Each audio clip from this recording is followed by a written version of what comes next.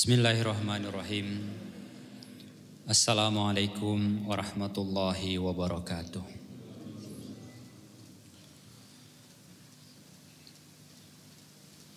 Alhamdulillahilladzi arsala rasulahu bil huda wa dinil haq liyudhhirahu 'alad dini kullihi walau karihal musyrikun walau karihal munafikun.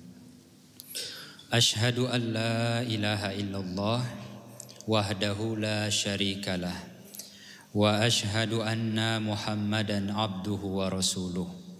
Allahumma salli ala Muhammadin wa ala alihi wa ashabihi ajma'in, amma ba'du. Alhamdulillah, bapak-bapak, ibu-ibu, kaum muslimin dan muslimat, kembali kita dipertemukan dalam suasana yang berbahagia seperti saat ini, diliputi nikmat dan karunia Allah Subhanahu wa ta'ala. Salawat dan salam semoga tetap tercurah kepada junjungan kita Nabiullah Muhammad sallallahu alaihi wasallam, Nabi yang telah diutus ke tengah-tengah umat manusia menyampaikan agama Islam sebagai agama rahmatan lil alamin. Bapak Ibu yang berbahagia, alhamdulillah kita dapat melanjutkan pengajian kita kembali seputar makna-makna dari ayat-ayat Al-Quran. Di pertemuan kali ini kita telah sampai pada ayat yang ke-11 surat Ali Imran. Bapak Ibu yang dimuliakan oleh Allah, mari kita sedikit mengingat-ingat kembali ayat-ayat sebelumnya. Di ayat 8 dan 9, Al-Quran telah berbicara seputar dua prinsip hidup Muslim. Yang pertama adalah bahwa kita harus hidup berdasarkan hidayah dan rahmat Allah Subhanahu wa ta'ala. Hidayah dan rahmat yang kemarin sudah kita sampaikan cakupan-cakupan dari dua istilah tersebut. Selain itu, di ayat 8 dan 9 juga mencantumkan prinsip hidup Muslim yang kedua, bahwa hidup kita ini orientasinya adalah kehidupan akhirat. Jadi pertama, hidup berdasarkan hidayah dan rahmat dari Allah, sekaligus yang kedua adalah hidup dengan orientasi kepada akhirat.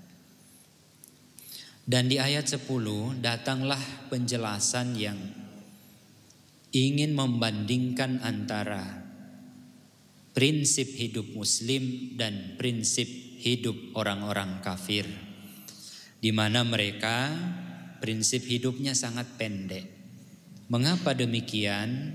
Karena yang menjadi orientasinya hanyalah al-amwal, sesuatu yang bersifat materi, dan al-aulad, sesuatu yang berorientasi pada kekuasaan semu. Baik Bapak Ibu yang dimuliakan oleh Allah, kita lanjutkan pada ayat 11. Ayat ini nanti menceritakan satu tokoh di dalam Al-Quran, di mana tokoh ini dianggap mewakili prinsip hidup orang-orang kafir yang tadi sudah kita sebutkan di ayat yang ke-10. A'udzu billahi minasyaitonir rajim. Kada'bi ali fir'auna walladzina min qablihim kadzabu biayatina fa akhadhahumullahu bidunubihim wallahu syadidul iqab. Kada'bi ali fir'aun, seperti kehidupan keluarga ahlul fir'aun. Walladzina min qablihim, dan orang-orang yang datang sebelum mereka. Kadzabu bi ayatina. Mereka semua mendustakan ayat-ayat kami. Fa akhadhahumullahu bidunubihim. Lalu Allah kemudian menimpakan azab kepada mereka.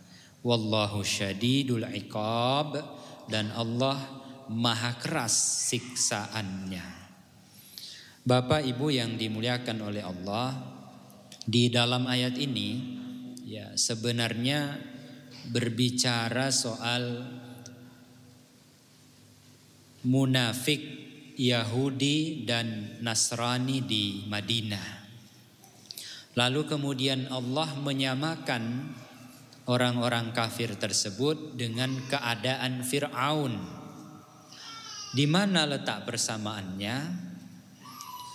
Mereka sama-sama mendustakan nabi yang diutus kepada mereka, sekaligus sama-sama mendustakan ayat-ayat Allah. Fir'aun mendustakan Musa alaihissalam dan saudaranya Harun alaihissalam, sekaligus mengingkari kitab Taurat. Sementara Yahudi dan Nasrani di Madinah mendustakan Rasulullah Muhammad sallallahu alaihi wasallam dan juga mengingkari Al-Quran sebagai wahyu Allah. Nah, kata kada'bi ini terulang sebanyak 3 kali di dalam Al-Quran. Yang menarik adalah semua ayat-ayat Quran yang di dalamnya ada lafadz kada'bi, semuanya menceritakan tentang Fir'aun dan pengikut-pengikutnya, yang mana mereka semua mendustakan ayat-ayat Allah Subhanahu wa ta'ala. Kita lihat, pertama adalah surat Ali Imran ayat 11 yang saat ini sedang kita kaji, kita pahami bersama makna-maknanya. Kemudian di dalam surat Al-Anfal di ayat 52, bisa nanti kita cek, kada'bi ali fir'auna walladzina min qablihim kafaru bi ayatillah.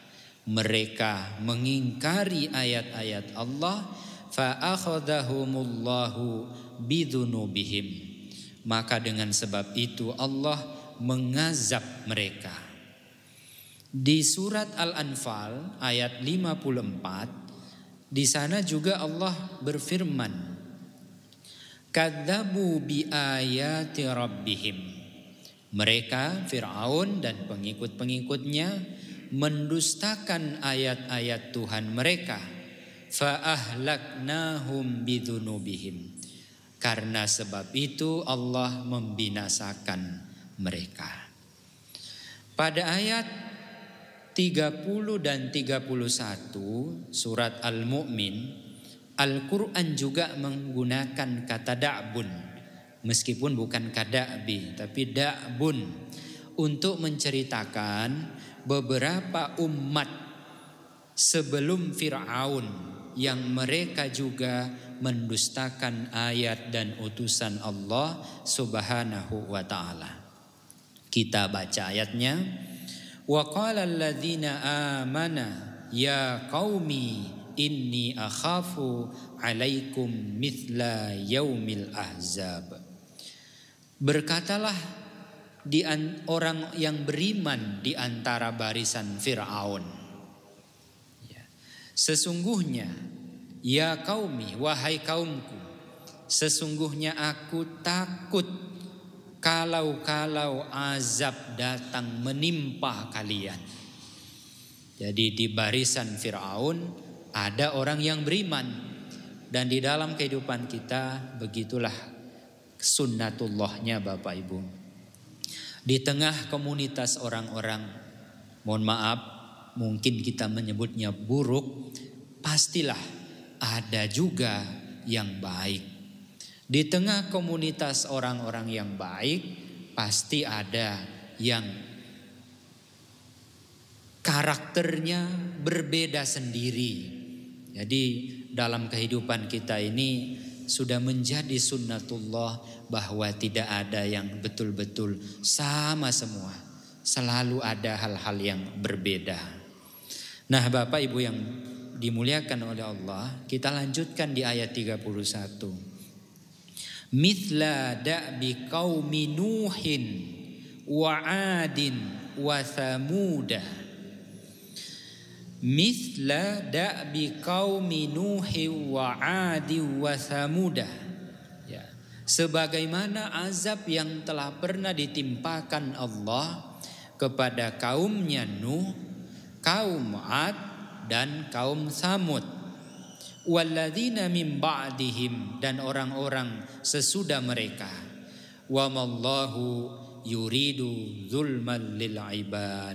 Sebenarnya Allah sama sekali tidak ingin memberi azab kepada hambanya, tetapi hamba itulah yang kadang-kadang melampaui batas sehingga kemudian datanglah azab Allah. Bapak Ibu yang dimuliakan oleh Allah, di sini diceritakan ada kaum Hud. Ya. Kaum 'Ad itu mereka dikirimkan kepadanya Nabiullah Hud alaihissalam. Hukuman dari Allah akibat pengingkarannya kepada Hud adalah berupa angin kencang. Ya, angin kencang yang bertiup tidak henti-hentinya 8 hari 8 malam. Bisa kita bayangkan situasi seperti apa yang akan kita rasakan, akan kita alami kalau ada angin ribut 8 hari 8 malam. Kepada kaum Tsamud Allah mengutus Nabiullah Salih alaihissalam. Nabi itu kemudian didustakan, bahkan dimusuhi, bahkan ingin dibunuh. Maka apa yang Allah timpakan kepada mereka? Allah mengirimkan petir dan gempa bumi selama 3 hari 3 malam. Bapak Ibu yang dimuliakan oleh Allah, ini menandakan bahwa pembangkangan terhadap nabi, utusan, dan pengingkaran terhadap ayat-ayat Allah selalu mendapatkan dan mendatangkan konsekuensi. Kaum muslimin yang dimuliakan oleh Allah, nah dalam sejarah memang tercatat masing-masing kaum tersebut, baik kaumnya Nabi Nuh, kaum 'Ad, kaum Tsamud, termasuk juga Fir'aun dan pengikut-pengikutnya, bagaimana kerasnya perlawanan, penentangan dan pembangkangan mereka kepada Allah Subhanahu wa taala dan Rasul-Nya. Selanjutnya, kata da'bun dalam ayat yang tadi sudah kita baca selalu berkonotasi pada hal-hal yang negatif. Berbeda nanti dengan kata adabah yang huruf-hurufnya sama dengan huruf da'bun. Ya, kalau da'bun kan hurufnya dal, kemudian hamzah dan ba. Sementara adabah huruf-hurufnya adalah hamzah, dal dan ba. Jadi hanya berganti posisi saja. Adabah ini berbeda sekali dengan kata da'bun. Kalau da'bun itu konotasinya sesuatu yang tidak baik, yang negatif, yang tercela, maka adabah artinya sangat jauh berbeda. Adabah diartikan dengan mendidik, pengetahuan, keteraturan. Ya. Bahkan kata lain yang juga terbentuk dari huruf-huruf dal, hamzah dan ba, misalnya abada, itu berarti waktu. Ya, berarti waktu. Bada'a juga terbuat atau tersusun dari huruf ba, dal dan hamzah. Artinya muncul, hasil, ada. Nah, kalau semua makna ini, makna yang terbentuk dari huruf yang tadi sudah kita sebutkan, ada huruf dal, ada huruf hamzah, ada huruf dal dan ada huruf ba. Kalau kita rangkai makna-maknanya maka akan melahirkan sebuah pengertian bahwa betapa cara pandang, sikap, dan budaya masyarakat tidak muncul dan tidak tumbuh secara tiba-tiba. Di sana ada proses, proses yang panjang, bertahap, dan berkesinambungan. Kalau kita ingin membangun sebuah budaya yang baik atau kondisi yang menurut kita itu ideal, tidak serta-merta Bapak Ibu. Ada proses, ada perencanaan, ada kesinambungan. Ya. Dan terciptanya sebuah peradaban yang baik harus ditopang oleh dua hal. Pertama adalah pendidikan dan pengetahuan yang benar. Kita bisa buktikan agama yang kita anut ini, agama Islam ini akan terasa menjadi agama yang indah, agama yang baik kalau kemudian pemeluknya menampakkan kebaikan-kebaikan di hadapan manusia. Tetapi perlu kita ingat bahwa perilaku yang baik tidak muncul dengan sendirinya. Saya kira kita sepakat tentang itu. Sifat-sifat yang baik, karakter yang baik tidak bisa terbentuk dan muncul tiba-tiba. Pasti ada penyebabnya. Dan sebab yang paling pokok di dalam melahirkan perilaku yang baik, kepribadian yang mulia, tiada lain adalah pengetahuan atau pendidikan. Nah, yang kedua adalah bahwa pengetahuan, pendidikan, cara pandang yang tadi sudah melahirkan perilaku ini harus kita budayakan. Budaya yang baik, positif, negatif itu kemudian melahirkan sebuah yang kita istilahkan dengan kebudayaan, peradaban. Bapak Ibu, kita menyadari bahwa peradaban yang besar itu tidak langsung besar. Pasti muncul dari sesuatu yang kecil, ya. Sesuatu yang positif juga munculnya dari komunitas-komunitas yang kecil. Peradaban yang negatif juga munculnya, tumbuhnya dari komunitas-komunitas kecil yang lambat laun berubah menjadi besar dan semakin kuat. Jadi kalau kita mengenal sebuah komunitas yang menurut kita itu tidak baik, wah di situ itu daerah hitam. Apa dia serta-merta menjadi daerah hitam? Tidak. Pastilah dulunya hanya ada satu titik hitam. Lalu kemudian terus berproses, berkembang secara bertahap, berkesinambungan, lalu kemudian menjadi sebuah komunitas yang besar. Sebaliknya, komunitas yang baik juga tidak tumbuh begitu saja. Pasti di situ ada ikon, ada pelopor-pelopornya. Mulai dari 1, 2, 3, lalu kemudian terbentuk, lama-kelamaan menjadi kuat, terus kemudian berkembang menjadi besar. Nah, Bapak Ibu yang berbahagia, ayat ini datang menceritakan kepada kita semua karakter Fir'aun, agar kita menjadikan kisah itu sebagai ibrah. Apa ibrahnya? Nah, mari kita lihat. Pada Fir'aun terkumpul sifat-sifat yang tentu kita sepakat sifat itu adalah sifat yang jelek dan tercela. Pertama, sombong dan sewenang-wenang. Bisa nanti kita buka surat Yunus ayat 83. Fir'aun juga melampaui batas. Bisa kita buka surat Toha ayat 24. Fir'aun juga dikenal otoriter. Dibuka surat Az-Zukhruf ayat 54. Bahkan Fir'aun suka sekali, senang sekali memecah belah rakyatnya sendiri. Bisa dibaca di surat Al-Qasas ayat 4. Tetapi Bapak Ibu yang dimuliakan oleh Allah, ada seorang penulis Arab bernama Muhsin Khalid menulis Asy-Syakhsiyatu Fir'aun fil Quran, kepribadian Fir'aun di dalam Al-Quran. Ada banyak tulisan tentang Fir'aun.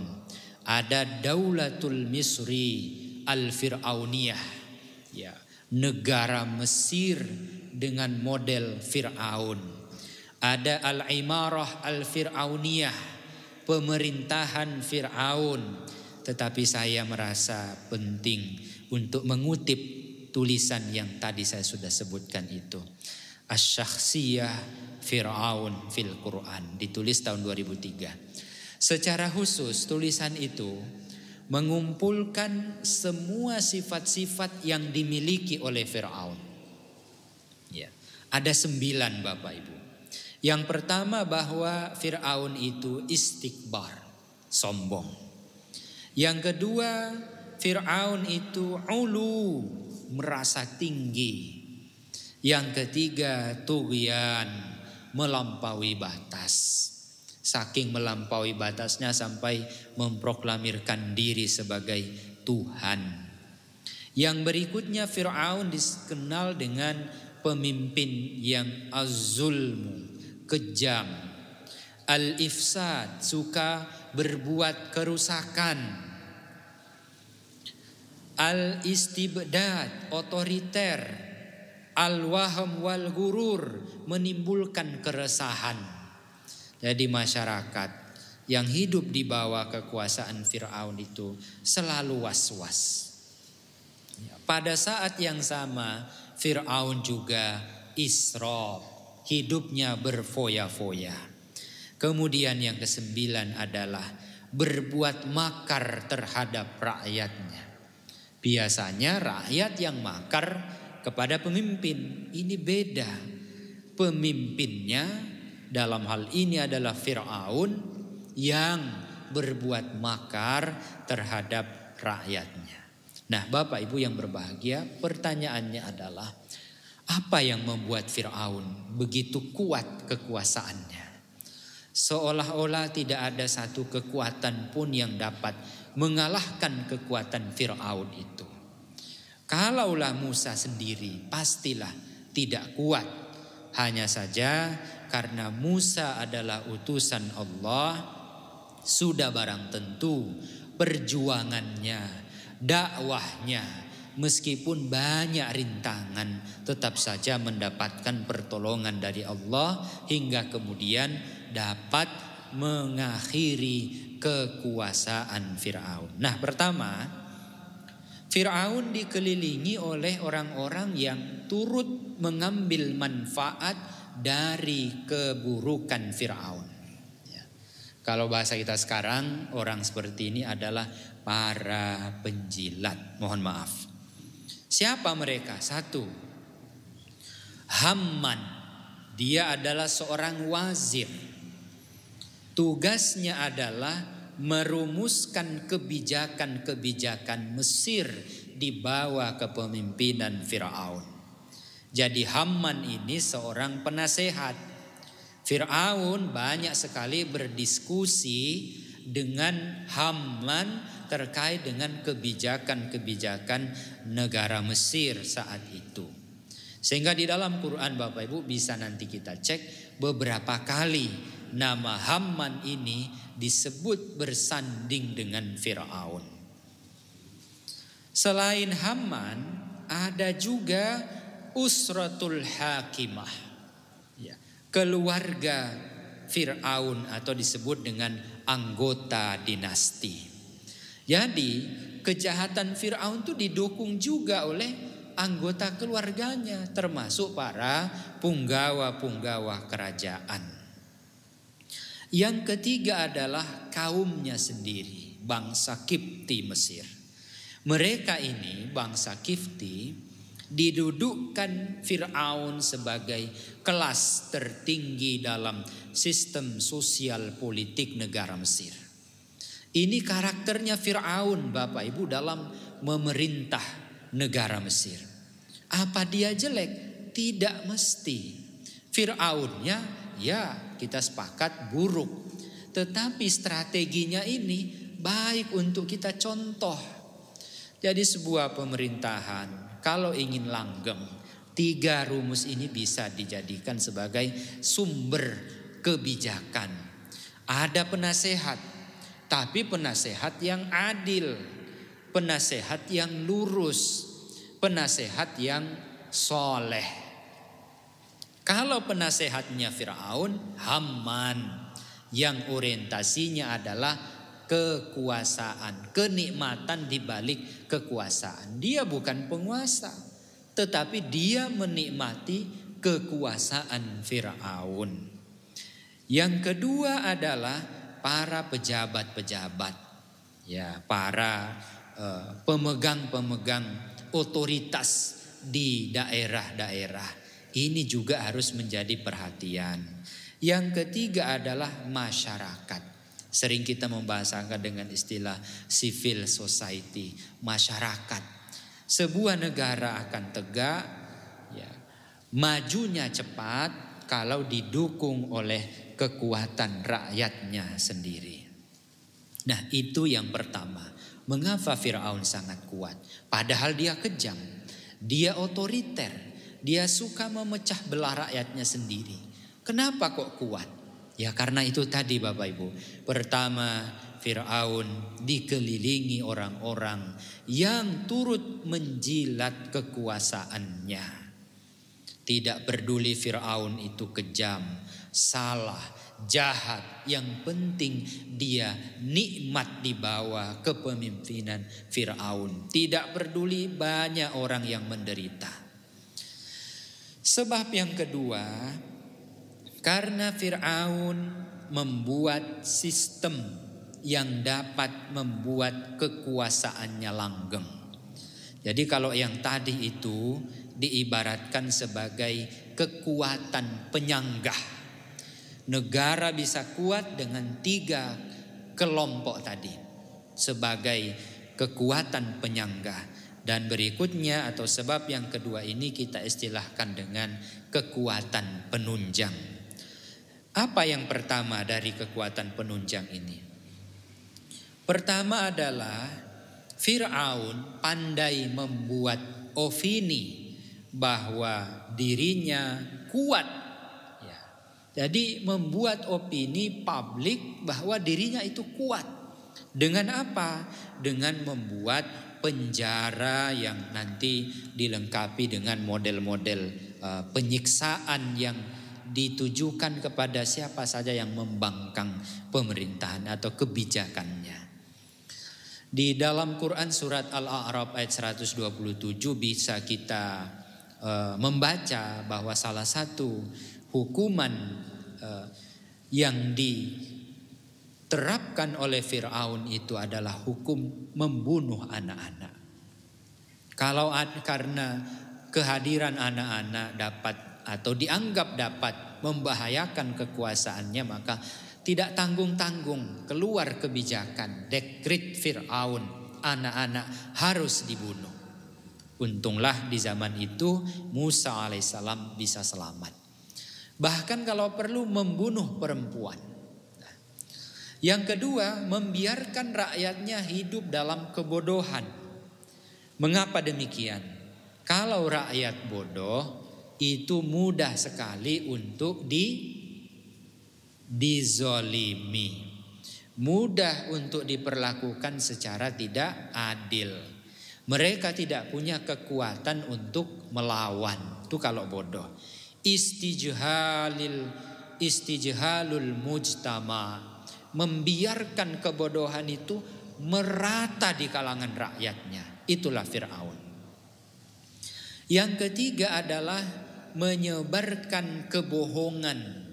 Seolah-olah Musa dan Bani Israel, ini rivalnya, orang atau golongan yang menentang kebijakan Firaun dikesankan seolah-olah Musa dan Bani Israel itulah yang salah. Jadi di sana ada pemutarbalikan fakta. Yang keempat, melakukan kontrol ketat terhadap perekonomian dan militer agar kedua-duanya, pelaku usaha, militer, harus tunduk kepada kemauan Firaun. Ya sudah, kalau sudah pengusaha, pebisnis, militer dikendalikan, ya sudah, pastilah kekuasaan itu bertahan lama meskipun diwarnai dengan ketidakadilan. Bapak Ibu yang dimuliakan oleh Allah, kita yang membaca ayat ini harusnya bersyukur. Dulu pernah ada orang yang bernama Firaun. Karena strateginya yang bagus, dia mampu berkuasa di tengah rakyatnya yang sedemikian rupa. Apa strateginya? Tentu menarik untuk kita contoh. Pertama, membangun opini bahwa dirinya kuat. Lalu kita mencontohnya bagaimana? Kita bisa membangun, menyampaikan kepada rakyat kita keberhasilan-keberhasilan yang dilakukan oleh sang pemimpin. Tapi yang benar, bukan yang manipulasi, yang betul-betul kita lakukan dan kita kerjakan. Ya. Kemudian yang kedua, membiarkan rakyat hidup dalam kebodohan. Kita mengambil yang sebaliknya, memberikan pendidikan yang setinggi-tingginya kepada rakyat kita, memberikan pendidikan yang merata, semua orang harus punya akses kepada pendidikan. Tetapi setelah mereka pandai, pintar, kepandaian mereka ini diarahkan untuk membangun negara. Ayo sekolah, ayo belajar. Nanti kalau sudah selesai, mari kita membangun negeri ini bersama-sama. Itu strategi Firaun yang bisa kita contoh. Kemudian yang ketiga, menyebarkan kebohongan. Kalau Firaun menyebarkan kebohongan, maka yang kita lakukan adalah mempublikasikan kebenaran. Mereka yang berjasa kepada negeri ini diangkat, dihargai. Kalau Firaun memperlakukan mereka yang ingin membangun negeri Mesir secara jahat, secara buruk, kita memperlakukan sebaliknya. Kalau ada sumber daya manusia yang kira-kira bisa membangun negeri ini, mari kita beri tempat. Ini adalah strategi perbandingan yang diajarkan oleh Firaun. Keempat, kontrol terhadap pengusaha dan militer. Pengusaha dan militer selain bisa diarahkan untuk keburukan, juga bisa diarahkan untuk kebaikan. Pengusaha, kamu saya dukung, tetapi hendaklah kamu membuka usaha-usaha yang orientasinya untuk kemakmuran rakyat, bukan untuk kekayaan dirimu sendiri dan golonganmu. Wahai militer, kamu harus loyal kepadaku demi tegaknya negara yang kita cintai ini. Jadi begitulah Bapak Ibu, sepintas strategi Firaun ini buruk, tetapi kalau kita mengambil posisi yang terbalik, Firaun ke kiri lalu kita ke kanan, insya Allah keempat strategi ini bisa menunjang tegaknya sebuah negara dan pemerintahan. Bapak Ibu yang dimuliakan oleh Allah, dengan karakter diri dan kepemimpinannya tersebut, Firaun benar-benar menciptakan situasi sosial politik yang tidak nyaman saat itu. Muncul kesesatan komunal atau kesesatan berjamaah. Terjadi penindasan yang merajalela. Masyarakat yang berkelas-kelas. Nah, ini tidak nyamannya kalau kita hidup dalam masyarakat yang berkelas-kelas. Heterogen itu sunnatullah Bapak Ibu. Bahwa kita berbeda, bermacam-macam, tidak sama persis. Itu adalah sunnatullah. Tetapi kalau kita terkotak-kotak, itu sebuah ketidaknyamanan. Dan kalau ada yang diangkat, lalu ada yang ditindas, itu juga ketidaknyamanan dalam kehidupan kita. Kalau hal-hal itu semua dilakukan, maka nanti yang muncul adalah masyarakat yang materialistis. Masyarakat yang orientasinya yang penting selamat. Terserah orang lain berbuat jahat. Terserah ketidakadilan itu merajalela. Tidak apa-apa. Yang penting saya selamat. Yang penting saya bisa hidup nikmat. Tidak peduli orang lain hidup sengsara. Itulah pandangan hidup yang materialistis. Bapak Ibu yang dimuliakan oleh Allah, saya kira sudah cukup. Masih ada waktu tidak Pak? Masih. Baik, kita lanjutkan. Dengan sistem kehidupan yang rusak seperti itu, tadi kita sudah menggambarkan bagaimana gambaran kehidupan di masa Fir'aun itu. Al-Quran menegaskan bahwa Allah pasti akan memberikan hukuman. Sekuat-kuatnya Fir'aun, sematang-matangnya dan sekokoh-sekokohnya strategi yang diterapkan oleh Fir'aun untuk melanggengkan kekuasaannya, Allah pasti wallahu syadidul iqab. Allah pasti akan memberikan iqab, memberikan hukuman. Hukuman apa yang diberikan kepada Fir'aun? Dalam banyak ayat Bapak Ibu yang dimuliakan oleh Allah, hukuman yang paling terbesar diterima oleh Fir'aun itu adalah ditenggelamkan di sungai Nil. Bahkan tidak hanya ditenggelamkan, jasadnya dibuat awet sehingga kemudian Fir'aun menjadi cerita buruk manusia sepanjang zaman. Pokoknya kalau sudah mendengar nama Fir'aun, yang muncul di benak kita adalah sesuatu yang jahat, sesuatu yang tercela. Tetapi sebelum sampai ke situ, Allah memberikan hukuman-hukuman kecil yang sebenarnya agar Fir'aun itu kembali kepada jalan yang benar. Tetapi karena hukuman-hukuman itu tidak diperdulikan, sehingga kemudian Allah harus menenggelamkannya. Apa hukuman-hukuman kecil sebelum Allah menenggelamkan Fir'aun? Pertama, Allah mengirim musim kemarau panjang. Ya, bisa dibayangkan Pak, bagaimana kita hidup dalam situasi kekeringan. Saya kira kita pernah mengalami Pak di Yogyakarta itu. Walaupun tidak kering sekali, tetapi kita sudah nampak kesulitan menjalani hidup. Kapan ya hujan? Sebulan tidak ada hujan, kapan ada hujan? Kemudian hukuman yang kedua adalah perekonomian Fir'aun yang saat itu bertumpu pada pertanian. Jadi pertanian di masa Fir'aun itu luar biasa Bapak Ibu. Tetapi Allah kemudian memberikan hukuman yang mudah-mudahan dengan hukuman itu Fir'aun taubat, tapi juga tidak taubat, yaitu Allah mengirim hama. Hama inilah yang kemudian nanti menyebabkan kegagalan panen di dalam negara yang dipimpin oleh Fir'aun. Selain itu Allah juga mengirim hujan lebat. Bisa kita bayangkan Pak, Jogja itu kalau sehari full hujan lebat, bisa dilihat jalan-jalan kita itu semua tergenang air.